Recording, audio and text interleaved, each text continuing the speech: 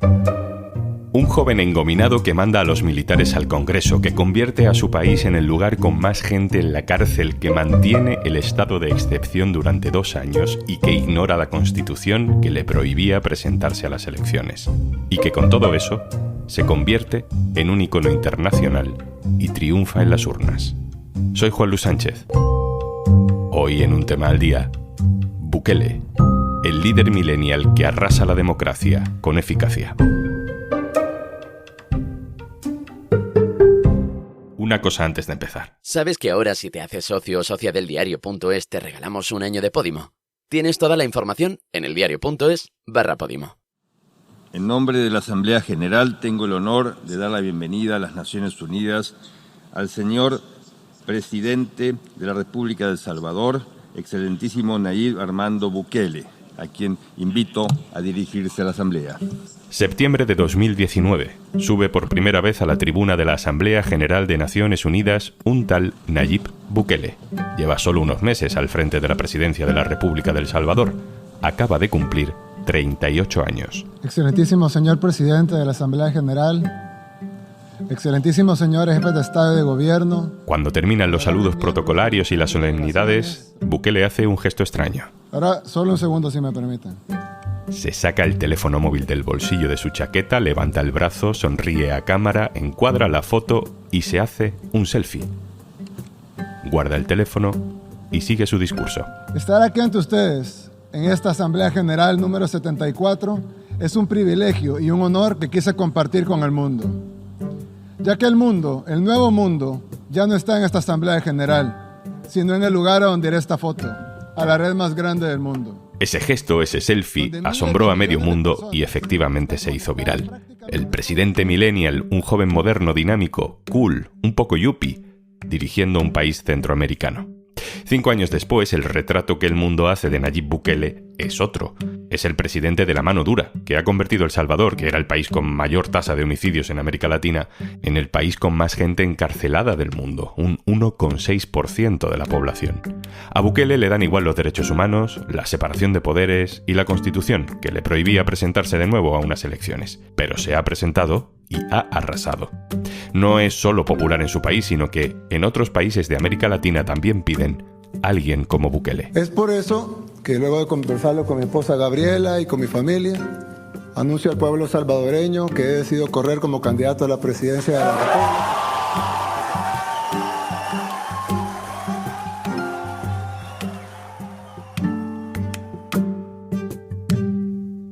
Silvia Viñas, hola. Hola, Juanlu. Silvia Viñas es autora, junto con Elisir Budasov, de un estupendo podcast de 6 capítulos sobre Nayib Bukele en Radio Ambulante, que es un proyecto en América Latina que es un referente para nosotros. La serie se llama Bukele, el Señor de los Sueños. Te dejo un enlace de la serie completa en la descripción de este episodio.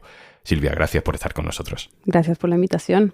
Yo te confieso de entrada que fui de los que al ver a Bukele hacerse un selfie en Naciones Unidas, pues sintió simpatía, me ganó con ese truco de marketing. Así que soy de los que se pregunta también ahora qué ha pasado en solo 5 años. Sí, creo que hay varias razones, ¿no? Pero cuando fue candidato por primera vez, él entendió y supo comunicar que la gente estaba harta de los partidos tradicionales, que habían gobernado durante décadas sin solucionar los problemas, darles soluciones tangibles a las personas. Entonces él se presenta primero como este outsider, ¿no?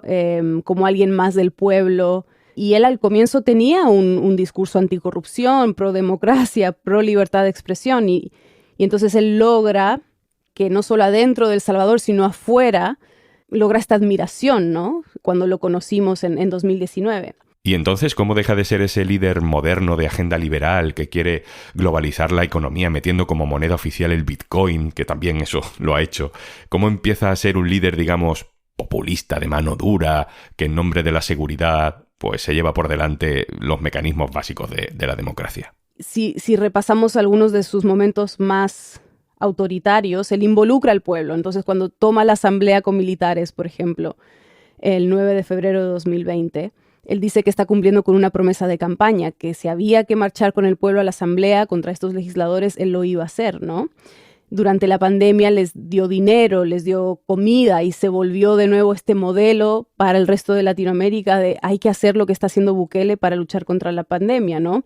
Detrás había corrupción y fue el comienzo de la mano dura, pero hacia afuera él estaba ayudando a la gente y cambiándoles la vida. Entonces, él construye y alimenta una narrativa populista desde el comienzo y el cambio más tangible para los salvadoreños, y es una de las razones que lo ha hecho muy popular y que él ha recordado mucho durante esta campaña, es el cambio en la seguridad.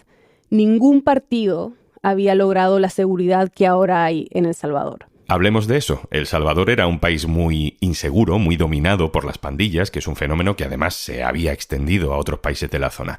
Dices que esto en El Salvador ya no es así. Desde que Bukele empieza su mandato, en 2019, los homicidios empiezan a bajar en El Salvador, ¿no? Y él dice que es por su plan control territorial, que es esta política de la que no se sabe mucho, el gobierno de Bukele no es transparente, pero a finales de 2020, durante la pandemia, hay 76 homicidios en 4 días. Esto es brutal, ¿no? Especialmente considerando que habían bajado dramáticamente antes. Y la primera reacción de Bukele a esto es poner mano dura dentro de las cárceles. Entonces quizás se acuerdan de estas imágenes que dieron la vuelta al mundo de pandilleros con las cabezas rapadas, muchas veces sin camiseta, con las manos por detrás, sentados muy pegados uno detrás del otro. Y después de esto empiezan a bajar los homicidios de nuevo. En septiembre de 2020, el periódico digital El Faro revela que Bukele había estado negociando con los pandilleros, o sea, desde el comienzo de su mandato. Esto es algo que otros presidentes salvadoreños habían hecho. Y la negociación básicamente era, él les daba privilegios en prisión y a cambio ellos reducían los asesinatos y le decían a la gente que viven en los territorios que ellos controlan que en las próximas elecciones legislativas voten por nuevas ideas. Y luego hay otra ola de violencia, ¿no? En marzo de 2022, Bukele llevaba casi 3 años ya como presidente y es el fin de semana más violento lo que va del siglo en El Salvador. Son 87 asesinatos en 3 días, ¿no? Y ahí es cuando Bukele empieza el estado de excepción. Le pide a la Asamblea que decrete un régimen de excepción que suspende algunas garantías constitucionales y desde entonces eso ha seguido renovándolo hasta ahora. O sea, van a cumplirse 2 años. Se ha vuelto una forma de gobernar el estado de excepción. Y esa mano dura implica violaciones de derechos humanos, detenciones masivas, implica que El Salvador tiene proporcionalmente más gente en la cárcel que cualquier otro país del mundo. ¿Eso no le resta apoyo? Lo que ha implicado este estado de excepción, como tú decías, son detenciones masivas. Hay más de 65,000 personas que han sido detenidas desde el 2022. El sindicato de la policía denunció que les exigían cuotas de detenidos por día. Ha construido una mega cárcel para meter a gente. Organizaciones civiles, ahora a finales de 2023, dijeron que han recibido más de 5,700 denuncias por violaciones a los derechos humanos en el marco del régimen de excepción. Y esas violaciones van desde detenciones arbitrarias, tortura, desplazamiento interno, desaparición forzada, ¿no? Y han registrado 189 casos de personas fallecidas, la mayoría bajo la custodia del Estado. Entonces, se cree que esto le ha costado popularidad. En estos días, después de las elecciones, va a haber que fijarse bien y analizar los resultados, ¿no? Y si ha habido una reducción en su popularidad por lo que ha implicado el estado de excepción. Pero es indudable que, a pesar de estas violaciones a los derechos humanos, Bukele sigue siendo muy popular y que el estado de excepción y la reducción de los homicidios le ha cambiado la vida a las personas para bien. Tenemos todo un episodio dedicado al estado de excepción y a las pandillas, y para este episodio trabajamos con Carlos Martínez, que es un periodista del Faro que ha estado cubriendo las pandillas durante años. Es muy difícil para una persona que no sea de El Salvador comprender lo que significaba vivir en las comunidades controladas por estas pandillas, que eran la mayoría. El nivel de violencia, el nivel de descaro, el nivel de crueldad con el que sometieron a una enorme cantidad de gente, es difícil de expresar con palabras. Hicieron barbaridades que no tienen nombre. Que Bukele haya logrado desarticular a estas pandillas es inmenso para la gente. Y eso explica su popularidad. Es un muy buen publicista, ese es su pasado antes de entrar a la política, y ya en política, ya en el poder, ha logrado crear esta narrativa, ¿no?, que convence a las personas de que, como decimos en el último episodio de la serie, los derechos de la democracia son incompatibles con la eficiencia, ¿no?, que vale la pena sacrificar ciertas cosas para lograr esta paz inédita que está viviendo el país. Nuestro país es como un niño enfermo. Nos toca ahora a todos cuidarlo. Nos toca ahora a todos tomar un poco de medicina amarga. Nos toca ahora a todos sufrir un poco. Nos toca ahora a todos tener un poco de dolor, asumir nuestra responsabilidad y todos como hermanos sacar adelante a ese niño que es nuestra familia, es nuestro país, es El Salvador.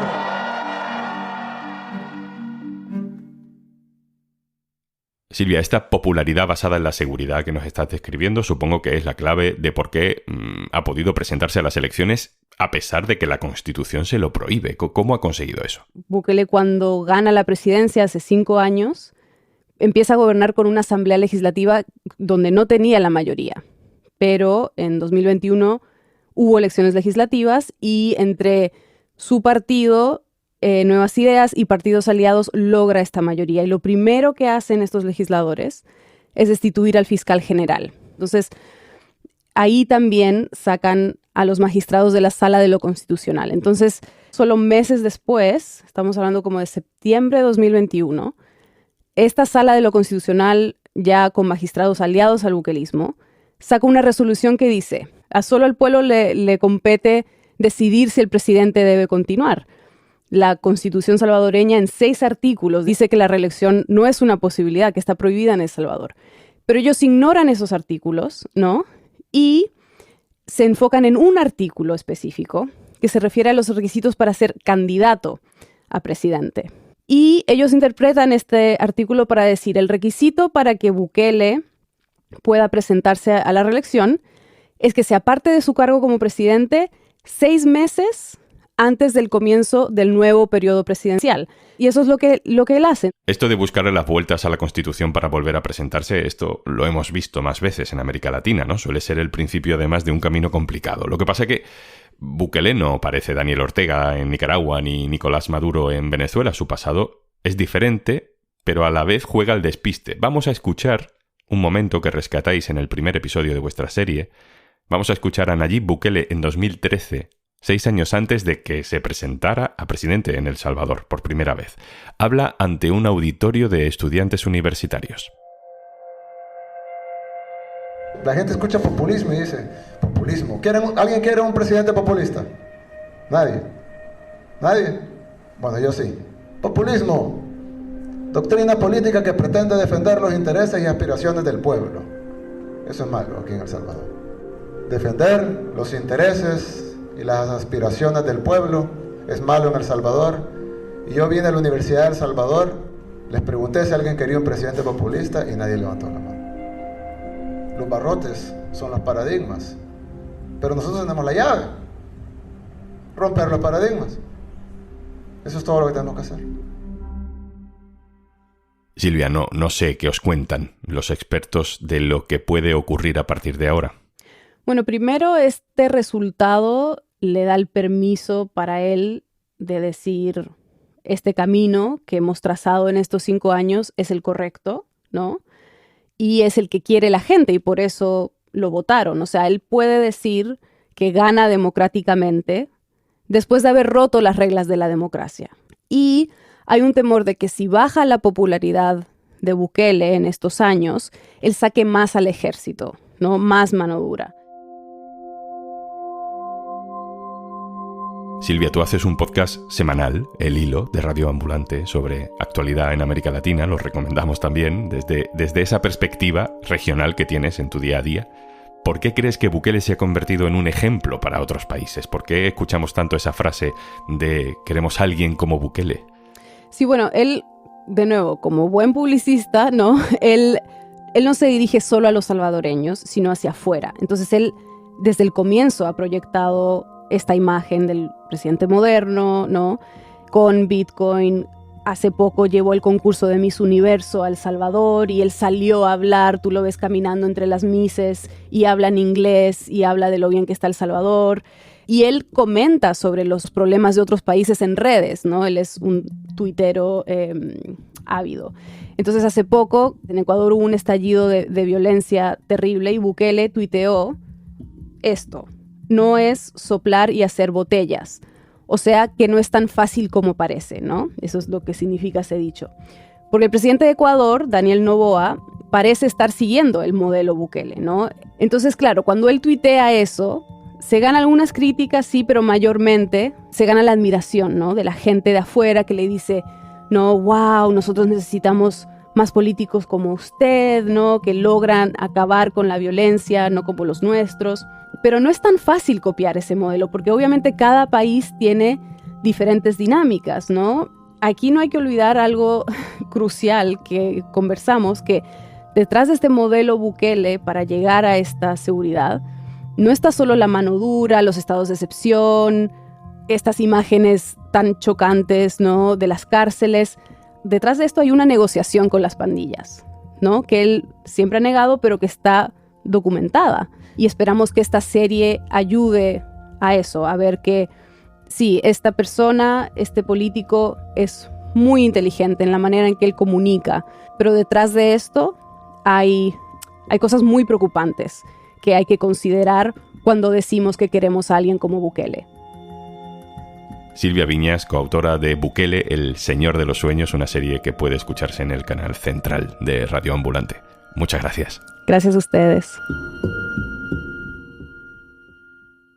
Y antes de marcharnos... ¿Es hoy ese día en el que te tomarías algo en algún sitio al acabar de trabajar para que se te olviden todos los males de la semana? Pues si no puedes, ya lo hace por ti Ricardo Moya en el sentido de la birra. Y claro, con una cervecita, pues todo se ve mejor casi siempre. En Podimo tienes un montón de opciones para disfrutar de entrevistas. Malas personas con Victoria Martín, No es para tanto con Cisco y Raquel, o Querido Hater con Malver. Y sí, esto es lo que parece. Ni una igual que otra. Y recuerda que si te haces socia o socio del diario.es, te llevas un año gratis de Podimo. Tienes todos los detalles en eldiario.es/Podimo. Esto es Un Tema al Día, el podcast del diario.es. Si te gusta lo que hacemos, necesitamos tu apoyo. Hazte socio, hazte socia del diario.es en eldiario.es/socio. El podcast lo producen Carmen Ibáñez, Marcos García Santonja e Izaskun Pérez. El montaje es de Pedro Nogales. Yo soy Juan Luis Sánchez. Mañana, otro tema.